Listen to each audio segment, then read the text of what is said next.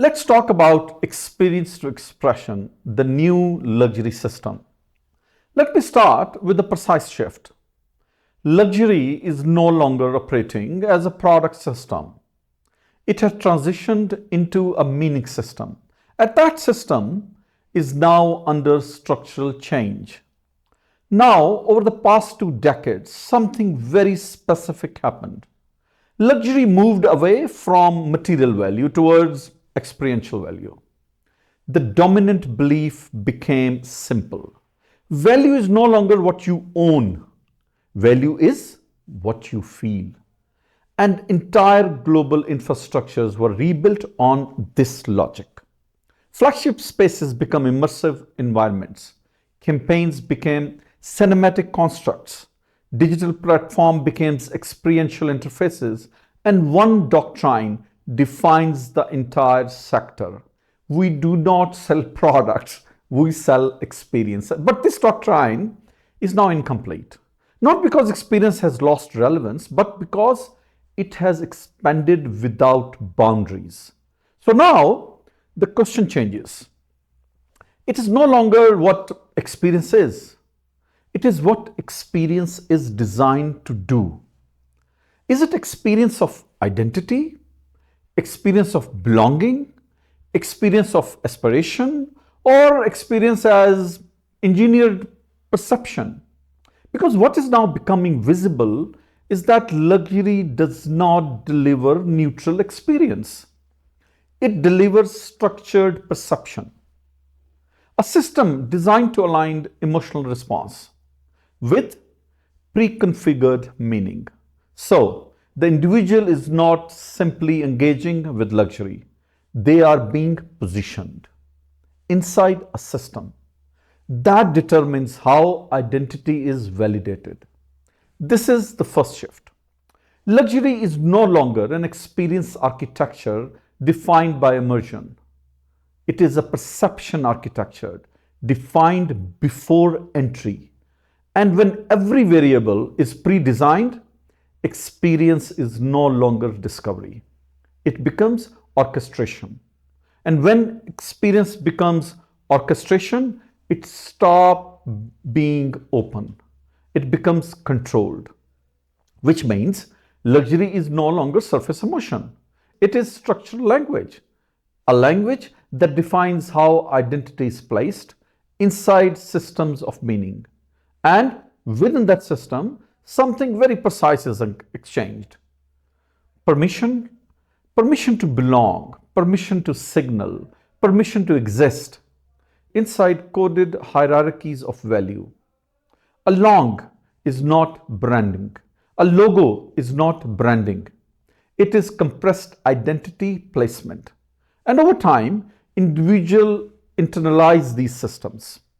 They begin to see themselves through them. But these identities are not self-generated. They are absorbed. And this is where the fracture begins. Because identity is no longer inherited. It is constructed continuously. And one identity becomes constructed, legacy systems begin to misread the very audience they were built for. Now, this misalignment does not appear as rejection. It appears as withdrawal, not collapse, migration, not noise, silence, where we are no longer operating inside an experience economy. We are operating inside an expression economy. This is the core shift. The individual is no longer shaped by the luxury. The individual is evaluating whether luxury can recognize them. This reverses the authority structure completely. The brand is no longer the origin of meaning. It becomes a validation layer. Meaning no longer flows top down. It is confirmed bottom up. So, the question becomes very simple. Does the system recognize identity accurately? Or does it distort it? Because distortion today is not debated. It is ignored. And ignored means removed from relevance. So, a new hierarchy emerges. Not aspiration, recognition, precision. Now I want to bring into something real, because this is where theory becomes visible. I remember a moment, a very specific one. I never took delivery. This is something very interesting. That was his response. He was in his early 20s, educated in London, minimal expression, but very clear presence. A bespoke hypercar had been commissioned, not selected, engineered.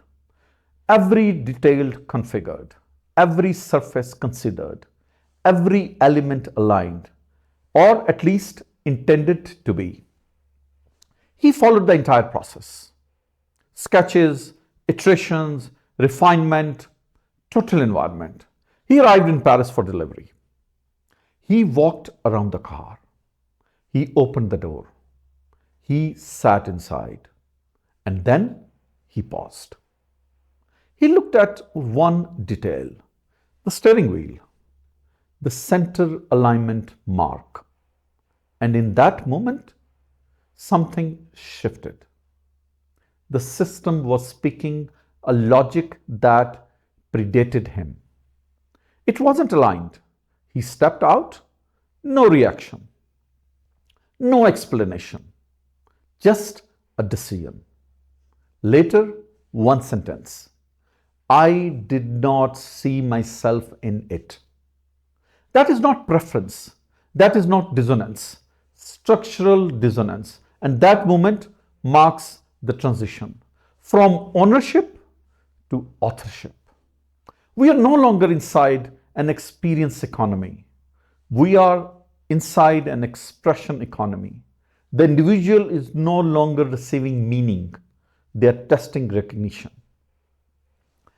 And at scale, this changes everything. Luxury moves from narrative construction to cognitive interface. Every interaction becomes calibration. Identity means system. System responds, and in that moment, either alignment occurs or distortion appears. And distortion is not tolerated. It is exited. Silently, silence becomes exit. Exit becomes invisibility. And invisibility becomes structural risk. This is how brands disappear today. Not through failure, through misrecognition. So relevance is no longer stable. It is conditional. Condition on coherence. Across time, across context, across culture. Any break in coherence becomes erosion, and erosion is invisible until it is irreversible.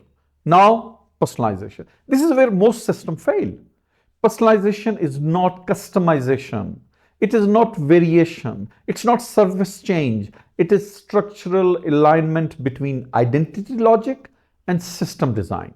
Because identity today is fluid, layered, contextual. So system must do something very difficult. Remain internally stable while externally adaptive. That tension defines the future of luxury. When this fails, personalization becomes stimulation. And stimulation is immediately detected, especially by the next generation, which creates a constraint, Scale increases complexity. Complexity reduces clarity. Clarity produces trust. No scale without coherence becomes risk. And this creates a paradox. Expansion reduces meaning density. And meaning density is where authority comes from. Now, authority itself is shifting. It's no longer inherited. It is not institutional. It is authored through clarity, not qualification, direction, the ability to see clearly before others do. This is authority now. And in luxury, this becomes decisive. What matters is not what you have studied, it is what you are able to perceive. Clarity becomes the reset signal, not excess, not abundance, clarity.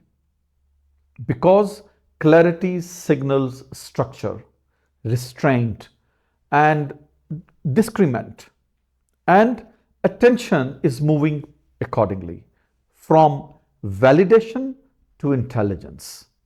Not what you know, how you construct meaning. This creates a new archetype, not accumulation, alignment, not becoming, recognition. And identity is no longer projected forward, it is understood, and that changes everything.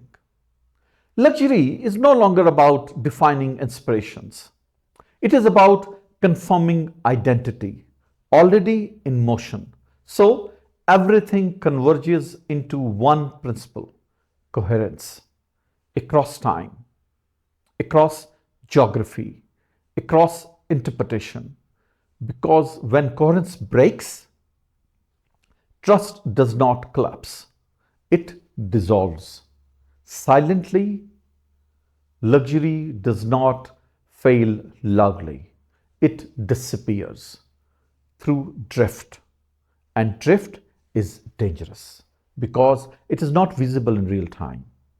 So, luxury is no longer defined by what it produces, it is defined by what it can hold.